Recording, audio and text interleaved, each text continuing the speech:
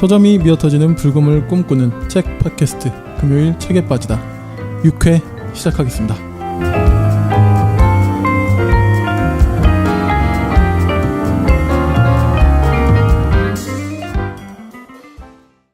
홍두사님 안녕하세요. 네, 안녕하세요. 불금 PD님. 네, 반갑습니다. 네. 최근 이제 저희 팟캐스트가 네. 사실은 뭐 엄청 특별한 일이라고 보기에는 뭐 좀 그렇긴 한데 그래도 네, 뭐 네. 저희 입장에서는 아, 그럼요. 네. 저희가 이제 순위가 좀 네. 많이 올라갔어요. 네, 팟빵 메인 그 앱 메인에 노출이 네네네. 한번 이제 돼서 예. 주목할 만한 팟 이렇게 해가지고. 하루인가 이틀인가 씩 띄워주고 이제 뭐 바로 내려버리긴 했는데. 네네네. 그거 이제 유료 광고도 많이 하는 것 같더라고요. 그러니까 이제 그렇게 해서 유료 광고를 사실 유도하는 거죠. 아. 팟빵 측에서. 그게 하니까 저희가 뭐 평소에는 뭐 100위, 200위 이런 정도 있었는데 갑자기 20몇 위까지 그 도서 카테고리 네네네. 파 올라가지고 27위까지 올라갔죠. 네네. 이게 확실히 그러니까 이게 광고 효과가 광고의 힘을 맛보게 네. 하고 한번 질러 이거를. 그런 것 같아요. 이거 되게 근데 되게 은근히 그러니까요. 욕심 나거든요. 네, 그러니까요. 네. 이게 이러더라고요. 저희는 막 구독해주세요 해도 이제 한두 분 막 겨우 해주시고 하는데. 네, 그렇죠.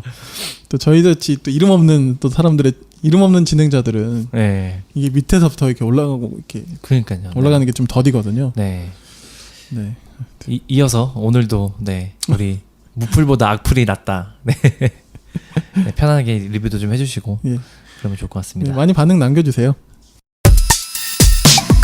네, 오늘 불금 PD님 어떤 소설책을 소개해 네. 주시나요? 제가 오늘 고른 책은요. 좀 신간을 골라봤습니다. 네. 제가 2회 때는 공손옥 작가의 그 2013년작을 골랐고 네네. 4회는 뭐였죠? 갑자기 생각이 안 나네. 편의점 인간. 네. 작년에 나왔던 책이었는데 이 책은 따끈따끈한 책입니다. 네. 나온 지 얼마 안 됐고요. 네. 김영하 작가님의 오직 두 사람이라는 제목의 단편집을 한번 가져와 봤습니다. 네. 지금 알쓸 신잡 때문에 핫하다고 하는. 저도 네네. 이거 지난번에 네. 도서전 가서 이 책을 그 문학동네 그 거기 공간에 가서 물어봤는데 다 판매됐다고. 아이고. 네네. 근데 TV의 이력이 사실 그러니까요. 굉장하죠. 네. 일단 알쓸 신잡 그 시간이 굉장히 프라임 타임이잖아요. 그러니까요. TV에는 네네네. 막 삼시세끼 하고 막 그런 네네. 타이밍 하는 네. 거라서 나영석 PD가 하는 거니까 네. 파급력이 어마어마하지만 그런 것 같아요. 또 김영하 작가가 사실 한국 문단의 굉장히 A급 작가이기 때문에 A급이란 말이 좀 그렇긴 하지만 대표적인 작가 네네. 중 한 명이기 때문에 뭐 꼭 TV 출연이 아니더라도 네네. 굉장히 주목받는 항상 이렇게 책이 나오면 주목을 받죠. 이제 이번에 나온 오직 두 사람이라는 책은 7년 만에 나온 단편집이고요. 그 동안에 그 7년 동안에 발표했던 그 단편 소설 7개를 모아서 이번에 출간이 되었습니다. 네. 지금 제가 책을 보고 있는데 느낌 좋은 것 같아요. 네, 문학동네에서 출간됐고요. 네. 참고로 김영하 작가님의 소설은 거의 대부분 문학동네에서 출간됐습니다. 약간 이따가도 네. 제가 소개해드릴 텐데 제1회 문학동네 작가상 수상자세요. 그렇구나. 굉장히 이렇게 문학동네 입장에서도 상징적인 작가인 거죠. 네네네. 그러니까 사실 김영하와 문학동네는 함께 어떤 생사고락을 같이 했달까?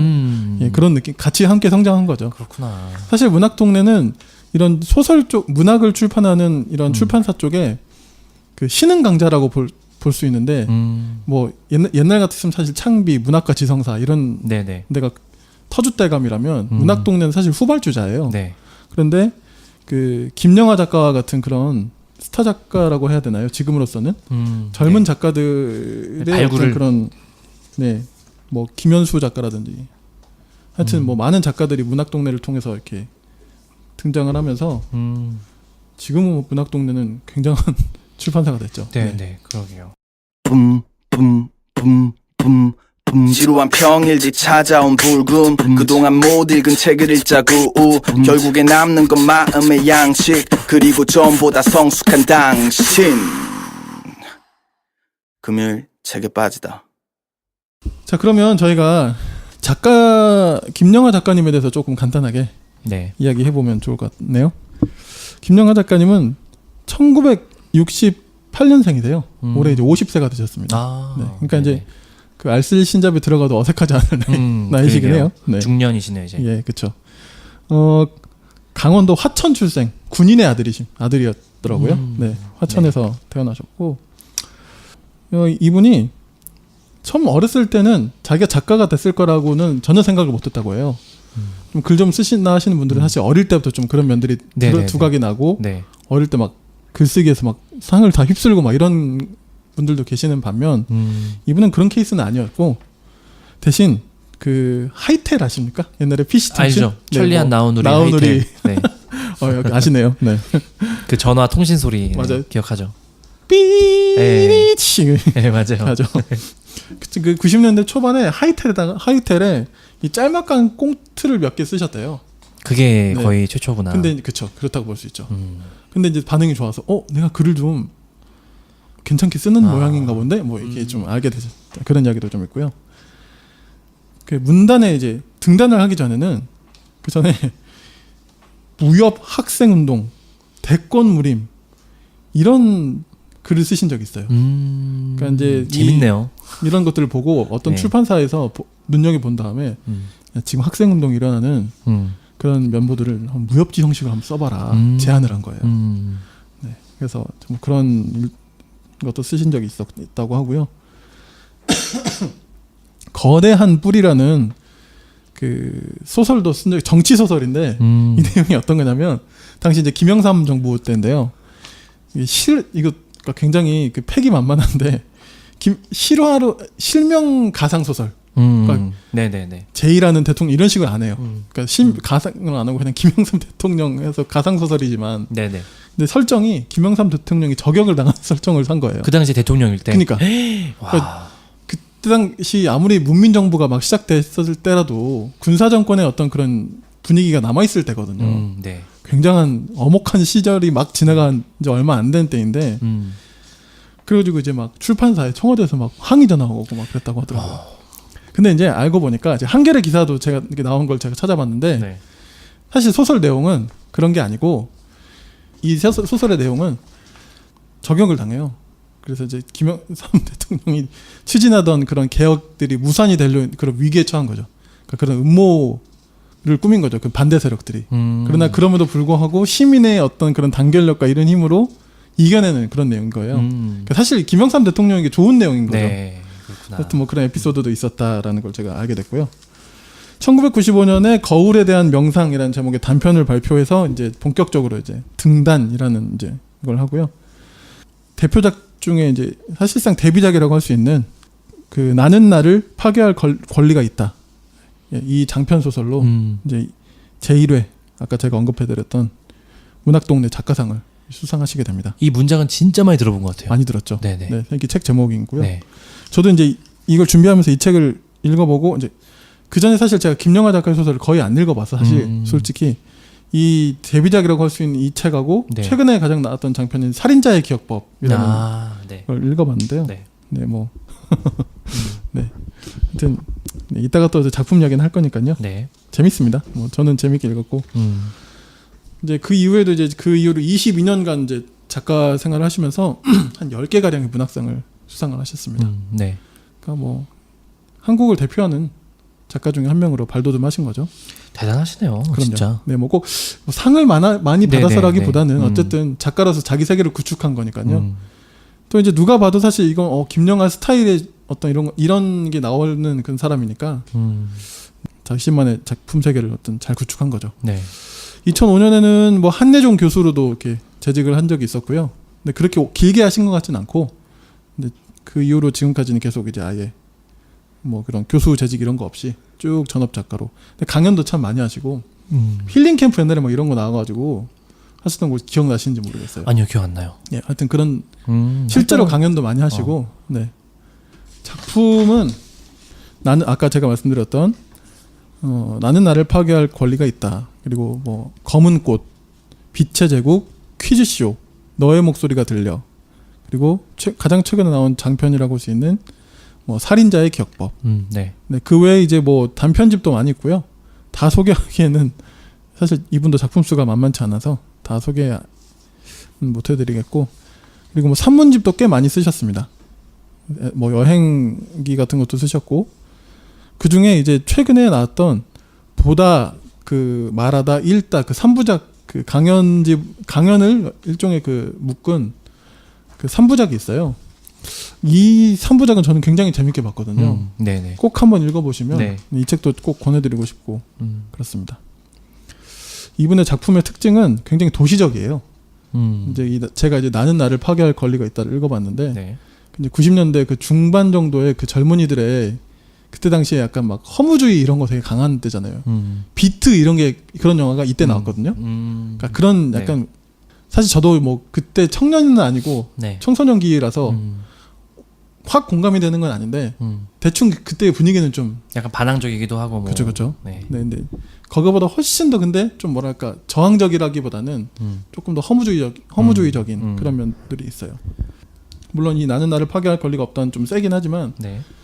전반적으로 소설들이 허무적이긴 한데 엄청 냉소적으로 흐르는 또 소설은 아니에요. 대부분 소설들이. 네.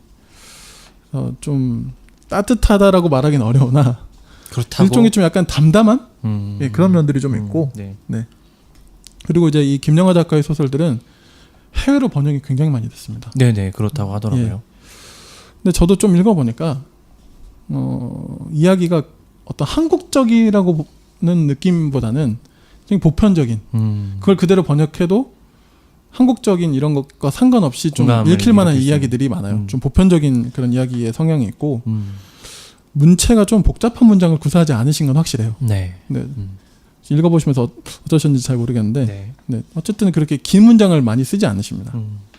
그리고 스스로 번역도 막 하신 적이 있어요. 많은 건 아닌데 대표적으로 그 위대한 개츠비라는 소설 아시죠? 네. 예. 그 소설을 번역을 하셨더라고요.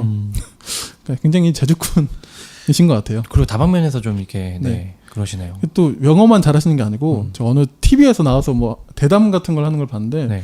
중국어로 막 중국인가 막 이야기하시고 막 이러더라고요. 야, 대단하시네. 그러니까 이분 참 네.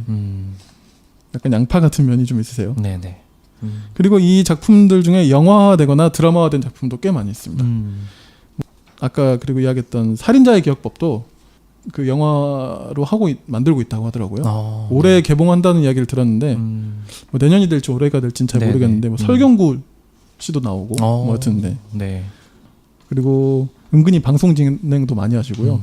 또 이제 개인적으로 팟캐스트도 하세요. 네네네. 근데 이제 정기적으로 꾸준히 하시진 않고 삘 꽂히면 막 하시고 약간 이런 느낌이 좀 강해요. 네, 맞아요. 네, 그래도 많은 분들이 좀 듣고 계시죠. 김영하의 책 읽는 시간이라고. 네, 맞습니다. 네. 네, 그런 팟캐스트도 진행하십니다. 그 플래너리 오코너의 단편 소설을 가지고 가장 최근에 하셨거든요.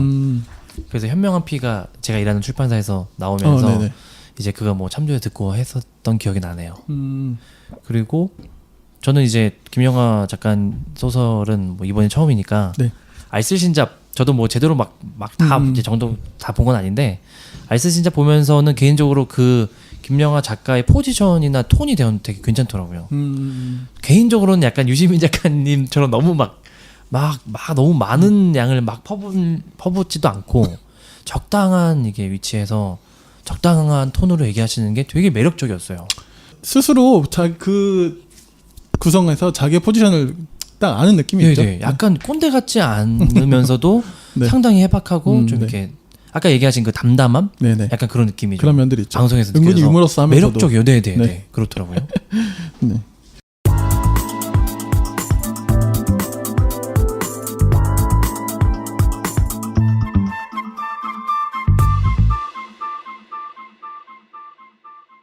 그럼 이 오직 두 사람이라는 소설은 좀 어떤 특징이 있는 책인가요? 아까도 말씀드렸듯이 최근 7년 동안에 발표했던 네. 단편 소설을 모은 단편집이고요. 7편입니다. 차례를 그냥 제가 쭉 읽어드리면 네. 제목을 읽어드리면요. 오직 두 사람 첫 번째로 네. 그다음 아이를 찾습니다. 인생의 원점, 옥수수와 나, 슈트, 그리고 최은지와 박인수, 그리고 마지막으로 신의 장난이라는 단편 소설로 네. 총 7개가 구성이 되어 있는데요. 근데 이게 보니까 나중에 작가의 말에서 제가 보았는데 원래 그 쭉 단편이 발표된 순서는 이게 아니라고 하시더라고요. 그러니까 이게 단편집을 이제 내게 되면 꼭 100% 자기가 발표한 순서대로 네. 시간적인 순서대로 배열하는 것이 아니고 그러니까 이건 또 이 단편집 나름대로의 일종의 하나의 또 새로운 편집이 좀 있는 서사가 좀 될 수 있는 거죠. 그렇구나. 특히 그 작가에게는. 네네네. 그러니까 그런 배열 순서도 나름대로의 저는 작가의 의도가 있다고 생각을 하는데 이걸 말씀을 드리면 그러니까 원래는 1, 2, 3, 4, 5, 6, 7로 지금 이렇게 돼 있다면 네네. 그게 이제 시간 구성대로 다시 제가 재구성을 해보면 4, 5, 6, 2, 3, 7, 1이 돼요. 그러니까 첫 번째 나오는 오직 두 사람이 사실 제일 마지막에 쓰여진 가장 최근에 쓰여진 오직 두 사람이 최근에 쓰였던 소설이고요. 이 최근 7년이니까 중간에 이제 세월호 참사가 2014년에 있었죠. 네. 한 가운데죠 사실. 지금 그 7년의 어떤 시간으로 보자면 세월호 참사가 일어나기 전에 썼던 소설이 옥수수화나 슈트, 최은지와 박인수라는 소설이었습니다. 그런데 그 이제 세월호 참사가 있고 나서 그해 겨울에 쓰게 된 소설이 발표한 소설이 아이를 찾습니다. 라는 소설이에요. 실제로 김영하 작가님도 뭐라고 하시냐면 이 아이를 찾습니다를 기점으로 자신의 삶도 달라지고 네. 글도 많이 달라졌음을 보게 됐다. 그렇게 이야기를 하시더라고요. 그러니까 사실 뭐 김영하 작가만의 문제는 아니겠죠. 사실 그 많은 작가들이 실제로 막 성명서 같은 것도 발표하고 네네. 그런 것도 저는 기억이 나는데요. 세월호 참사에 대한 책도 쓰고 글도 발표하고 막 그런 문인들 그러니까 작가들이 많았죠. 제가 갑자기 궁금해졌는데 네. 김영하 작가도 블랙리스트에 포함됐었나요? 예. 그렇구나. 네, 맞습니다. 네. 그랬겠네요. 그 뉴욕타임즈인가 어디에 칼럼도 많이 쓰시는데요. 영어가 다 되시니까. 네. 근데 우리 503호 그분을 독재자의 딸로 썼다가 엄청 항의를 받고 청와대에서 막 압력이 엄청 들어가고 그랬다고 하더라고요. 근데 나는 팩트를 쓴 건데 막 그러면서 이제 약간 웃는 것도 봤는데 네. 이제 나중에 본인도 이제 블랙리스트에 오르게 됐다는 걸 알게 됐다. 뭐 그렇게 이야기하시더라고요. 어떤 희곡을 그리고 발표를 했는데 영국에 네. 올라갈 그 내용이 약간 또 어떤 풍자적인 그런 내용이었거든요. 그 이후로 아마 블랙리스트가 된 것으로 저도 그때 인터뷰를 본 것 같아요. 네. 이 책은 작가의 말이 있잖아요. 네. 맨 마지막에. 네네네. 작가의 말에서 세월호 참사를 분명하게 언급을 하더라고요. 예, 그럼요. 네. 네. 언급을 하지 않을 수가 없고 아까도 말씀드렸지만 그 참사 이후로 자신의 소설이 달라졌으니까요. 삶도 달라졌다고 표현하고 있고요. 그러면 이 오직 두 사람의 소설이 되게 그런 점에서는 중요한 책일 수 있겠네요. 그렇다고 봐야 될 것 같아요. 네. 앞으로 이제 어떤 소설을 쓰실지 잘 모르겠으나 네. 본인도 이야기하기를 앞으로 분명히 어떤 면에서 달라질 수 있을 텐데 그러니까 세월호 참사 이후에 썼던 여기 이제 4편인 거죠. 이 네네. 4편의 소설들이 앞으로의 나의 어떤 그러니까 작가 본인의 써갈 글에 대한 어떤 묵시, 암시일 네네. 수 있지 않을까? 모르는 거죠. 자기가 어떤 글을 쓸지는. 네네. 사실 소설은 쓰여지는 측면도 좀 있다 보니까 네. 의도적으로 쓰는 측면도 있겠지만 그러니까 이제 그런 이야기를 하더라고요. 김영하 작가도 그런 이야기를 했고 소설이란 게 이제 표현을 그렇게 하는 거지만 물론 본인이 쓰는 거죠 다. 네네. 뭔가 고생하면서 네네. 그렇긴 하나 첫 문장을 쓰면 김영하 작가 같은 경우는 그런 말을 했는데 첫 문장을 쓰면 그 첫 문장의 집에 대해서 끝까지 쓸 수밖에 없다. 그런 이야기를 하더라고요. 그러니까 그 인물을 벗어날 수가 없잖아요, 사실. 이제 그런 이야기도 하는 걸 제가 봤는데요. 야. 확실히 소설이나 그러니까 그 문학을 쓰는 것과 네. 어떤 그런 뭐랄까요 인문적인 글을 쓰는 것과는 에세이를 쓰는 것과는 좀 다르겠죠. 그러네요. 이분이 이제 작가의 말에 나온 장면인데요. 대목인데요. 뉴욕타임즈 국제판 칼럼을 쓰시던 때인데 이제 세월호 참사가 일어나고 나서 이제 네. 그 대목이 나와요. 그때 어떤 그 사건에 대해서 썼냐면 이 사건 이후에 대한민국은 그 이전과 완전히 다른 나라가 될 것이다라고 썼는데 네. 그 뉴욕타임즈 국제판 편집자가 이제 그 발언의 이제 근거를 이제 이렇게 표현하네요. 팩트와 근거를 목숨처럼 생각하는 편집자가 그 발언의 근거를 물어왔다. 그렇게 이야기해요. 그래서 뭐라고 이분이 대답을 하시냐면 근거는 없다. 그냥 작가로서 나의 직감이다. 지금 대한민국의 모든 이가 그렇게 느끼고 있다. 라고 대답했더니 그렇게 과감한 예단을 받아들일 수 없어서 그 칼럼 쓰는 것도 실제로 중단을 하셨다네요. 네네. 네. 그래서 이렇게 이야기하시더라고요. 작가는 팩트를 확인하고 인용할 근거를 찾는 사람이 아니라 다른 이들을 대신하여 잘 느끼는 사람이 아니겠는가. 나는 잘난 팩트의 세계를 떠나 근거 없는 이해감의 세계로 귀환했다. 그러면서 이제 아마 이제 쓰게 된 소설이 아이를 찾습니다. 라는 소설을 되게 멋있었어요. 네. 네. 그리고 이거에 이런 맥락에 이어서 맨 마지막에 보면 이제 그런 얘기를 하세요. 깊은 상실감 속에서도 애써 밝은 표정으로 살아가고 있는 이들이 세상에 많을 것이다. 팩트 따윈 모르겠다. 그냥 그들을 느낀다. 그들이 내 안에 있고 나도 그들 안에 있다. 이 글로 이제 이 마지막 작가의 말을 네. 마무리합니다. 맨 마지막 문장은 예수님의 그 요한복음에 나오는 너도 내 안에 네. 주님은 내 안에 네네네. 있죠. 네, 요한복음에 그러게요. 좀 비슷하죠, 그렇죠? 약간 뭔가 확 와닿았어요. 팩트 따윈 모르겠다. 네. 그냥 그들을 느낀다. 이런 네. 문장이 되게 단문의 위력이죠, 사실. 그런 그렇죠? 것 같아요. 네. 네. 단문의 힘이 있고 그걸 굉장히 네, 마음을 담아서 구사하시는.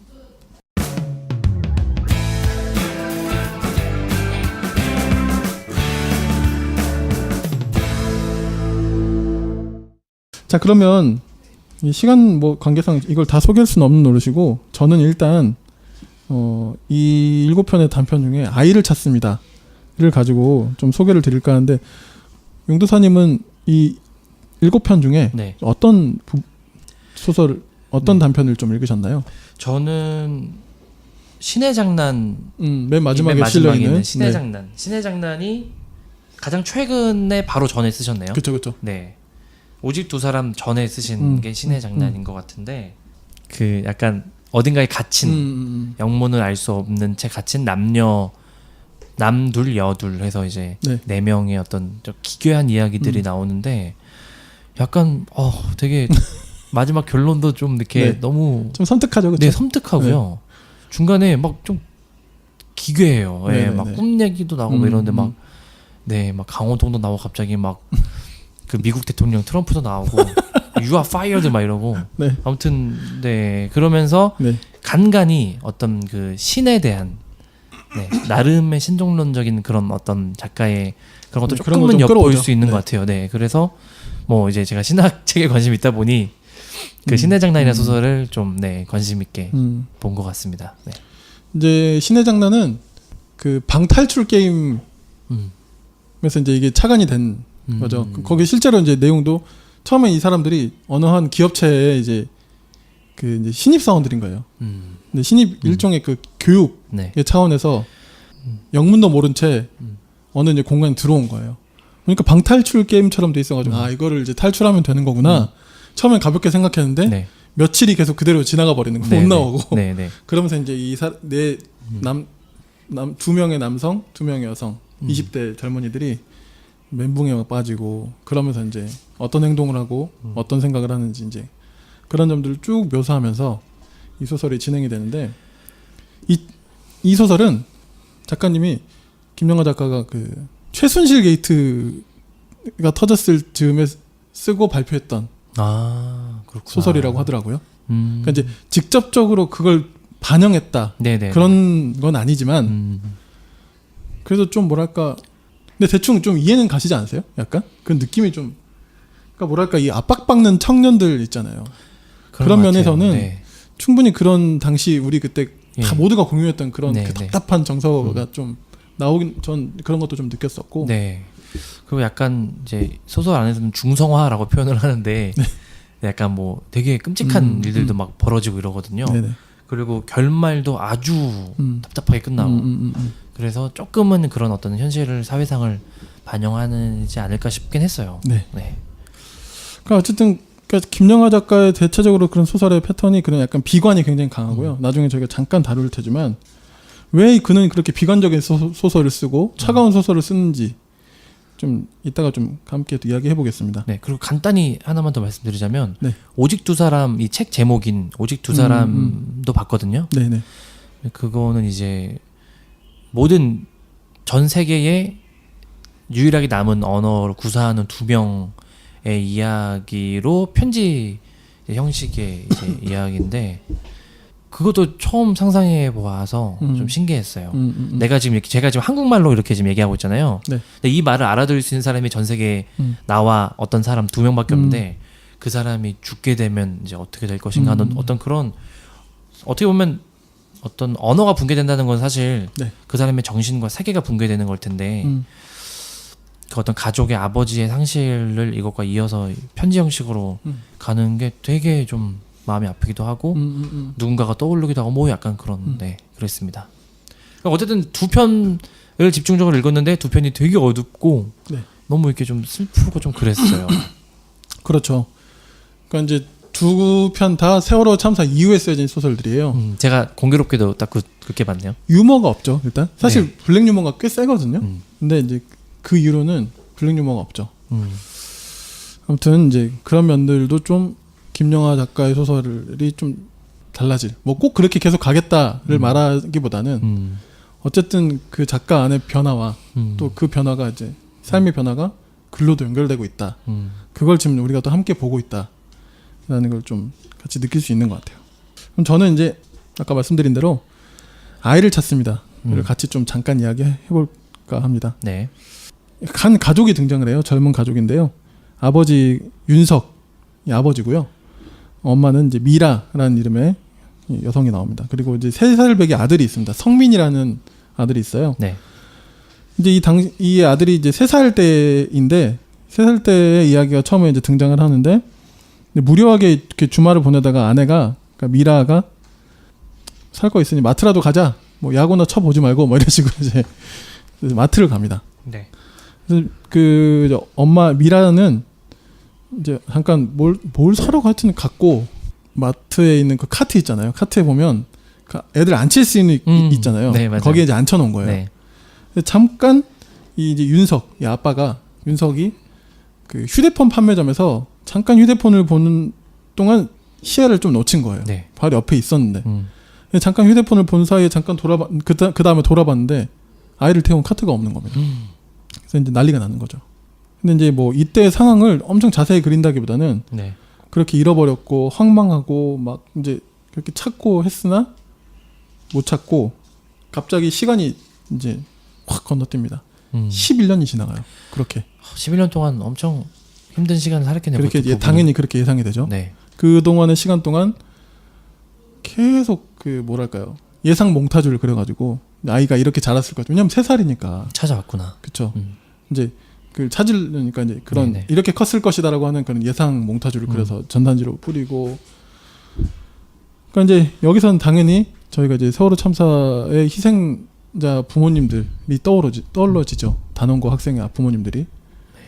그러니까 여기서는 이 윤석은 자동차 공장이었나? 생산 공장의 정규직이었고 미라도 무슨 서점 직원인가 같은 그래서 그러니까 삶이 그렇게 나쁘지 않았죠. 그 자동차 회사 그 정규직이면 보수가 굉장히 안정적이거든요. 네, 요새 다들 가고 싶어 한다는. 그렇죠. 네네. 네.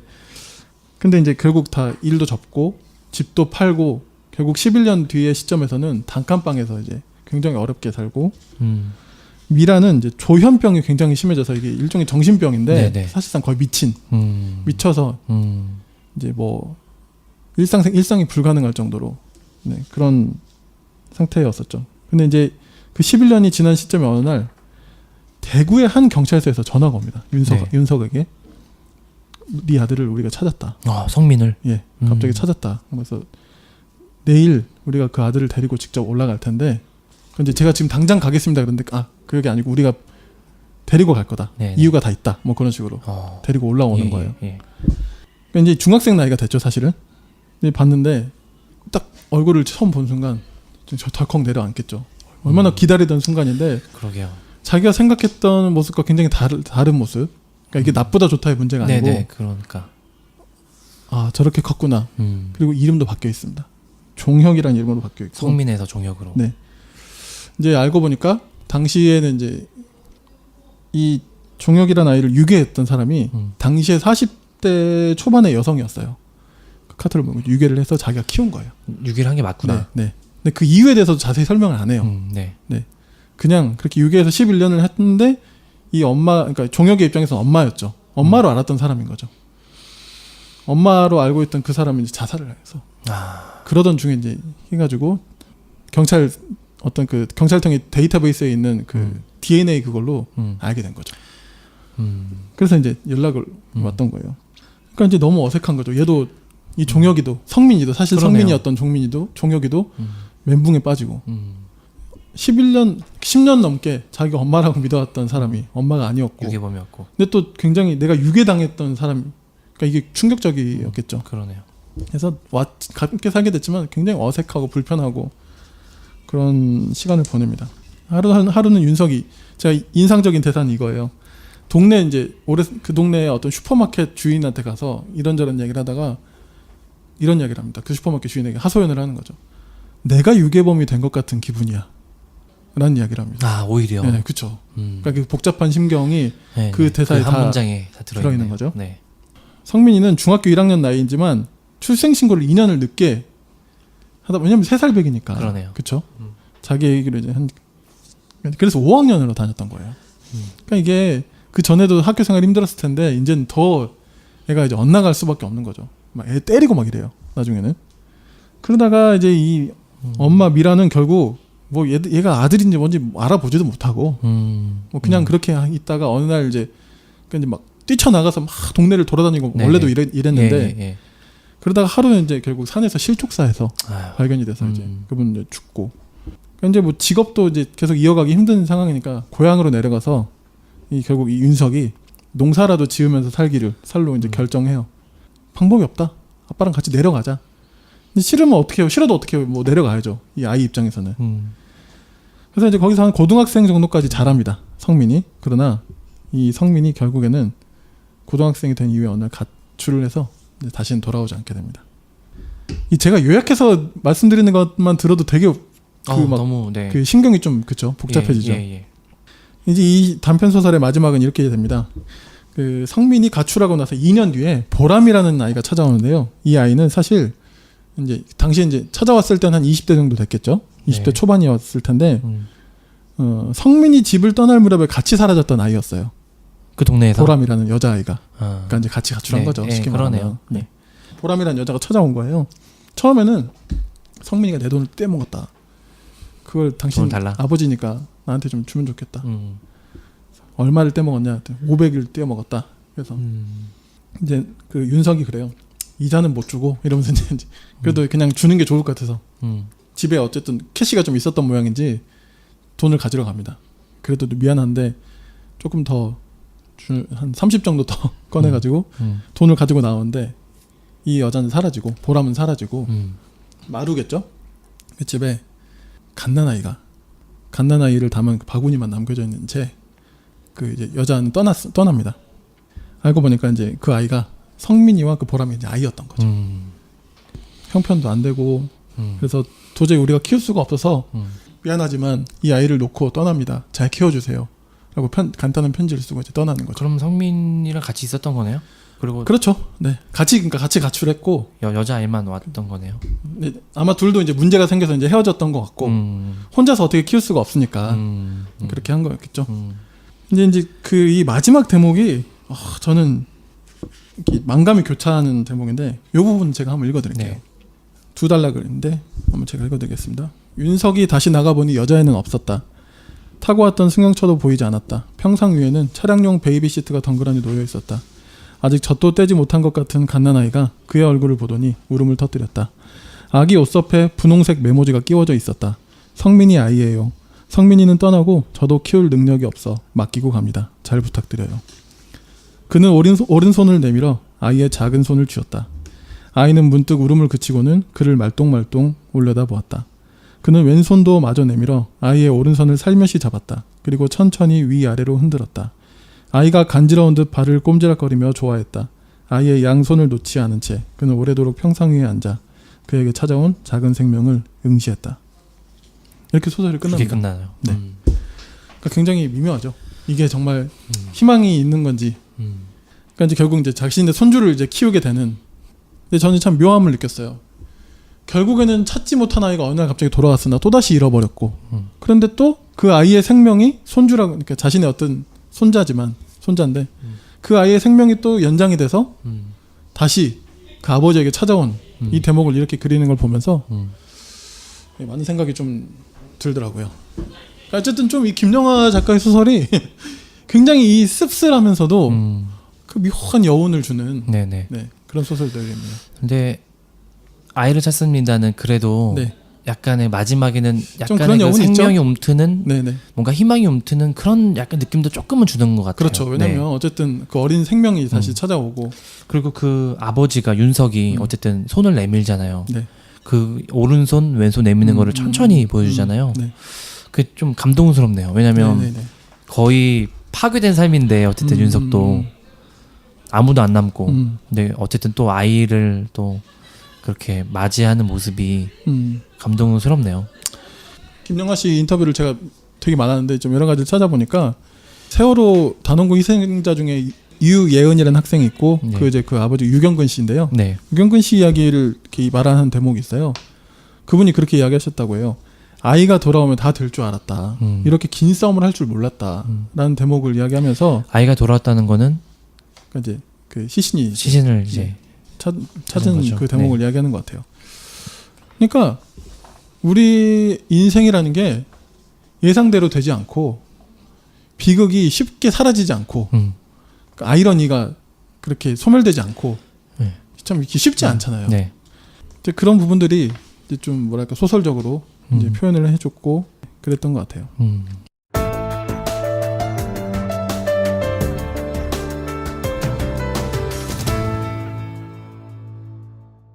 제가 이제 마지막으로 좀 읽어드리고 싶은 부분은 네. 김영하 작가의 인터뷰 중에 이분이 소설을 읽는 이유에 대한 여러 가지 이유를 이제 이야기하는 대목이 있는데 그 중에 제가 한 대목만 좀 읽어드리려고 그래요. 뉴스가 워낙 최근 넘쳐나는 시대를 최근 저희가 살았잖아요. 네. 그러다 보니 요즘 소설을 읽기가 너무 어렵지 않냐라는 기자의 질문에 이렇게 이야기합니다. 현실과 소설은 완전히 다른 세계라고 생각해요. 어떤 게 더 재밌냐가 아니죠. 존재하는 방식이 완전히 달라요. 사람들이 정보를 자꾸 찾는 건 불안감 때문이에요. 사람이 불안하면 소설을 읽을 수 없어요. 내 가족이 수술을 하면 병원 대기실에 앉아 있잖아요. 열 몇 시간이 걸릴 수 있는 상황에서 보호자가 대기실에서 소설을 볼 수 있나요? YTN 뉴스만 봐요. 불안한 사람들이 읽을 수 없는 게 소설이에요. 소설은 어떻게 보면 황혼의 장르예요. 어떤 일이 지나가고 돌아보는 장르죠. 소설에는 정보가 없어요. 나와 전혀 상관없어 보이는 인물들이 윤리적인 딜레마를 겪는 걸 지켜보는 거예요. 그러면서 깊은 수준의 문제들을 생각해 보는 거죠. 많은 현대인이 개걸스럽게 정보를 수집하지만 커다란 만족감 같은 건 얻지 못해요. 소설이 왜 존재하고 누군가는 왜 소설을 쓰고 또 그 어떤 누군가는 그 소설을 읽고 있는지 그 굉장히 오랜 역사 속에서 그걸 보여주는 한 대목이 아닌가 저는 좀 생각이 들었고요. 김영하 작가의 그 소설 세계 약간 어두웠다고 네. 할 수 있는 그러나 굉장히 시대와 밀착해 있고 또 특히 이제 세월호 참사 이후에 더 그런 모습을 이제 보여주고 있는데요. 저는 이제 앞으로 이제 조금 있으면 이제 장편도 쓸 계획이라고 하시는데 그 소설들이 좀 어떻게 또 바뀌어가고 새로운 소설이 나올지 좀 기대가 되고 그런 것 같습니다. 네. 오늘 저희 김영하 작가의 단편 소설집 오직 두 사람을 가지고 이야기해봤는데요. 마지막으로 한마디씩 하고 저희 마치면 좋을 것 같습니다. 네, 저는 아까 붉은 PD님이 네. 마지막쯤에 이제 아이러니 삶의 아이러니를 잘 포착했다 이런 얘기를 하는데 개인적으로는 이건 내 얘긴 아닌가 싶을 만큼 공감 가는, 그러니까 어떻게 보면은 약간은 무겁고 약간은 좀 괴기하고 그런 이야기가 사실 우리 현실에 다 있잖아요. 이걸 어떻게 설명해야 될지 모르는 너무 이상한 일들의 연속, 그런 것들, 제 삶에도 뭐 그런 것들이 많았으니까 그래서 개인적으로는 약간 그런 무겁고 약간은 어두운 그런 톤이 나쁘진 않았어요. 그리고 그 어두운 톤 아주 그 작은 어두운 톤 아주 작은 틈 사이로 빛이 비추는 그런 느낌도 조금 있었던 것 같고요. 네. 그랬습니다. 예. 단순히 김영하 작가가 한국을 대표하는 작가이고 최근에 또 이제 알쓸신잡에도 나오셔가지고 더 이제 유명해지신 분이긴 하지만 사실 작가는 자기의 글로 말하죠. 그런 어떤 현재 그분의 발자취, 뭐 TV 출연 이런 것과 상관없이 김영하 작가의 소설은 꼭 읽어봐야 될 소설 중에 손에 꼽힐 것 같고요. 이번 소설 역시 저희가 이제 쭉 이야기해 드린 대로 특히 세월호 참사 이후에 그 작가의 달라진 글과 삶 이런 것들이 큰 맥락 속에서 반영된 이 소설들을 함께 읽으시면서 때로는 뭐 공감도 되고 때로는 그 비극에 좀 젖어보면서 나를 좀 돌아보게 되는, 또 우리 인생을 좀 다시 한번 생각하게 하는 이 소설들을 이번에 좀 읽어보시고 좀 음미해 보시면 어떨까 생각이 듭니다. 네, 오늘 6회 저희 금책바 함께 김영하 작가님의 소설 오직 두 사람에 대해서 함께 이야기 나눠봤습니다. 수고 많으셨습니다. 수고하셨습니다. 감사합니다.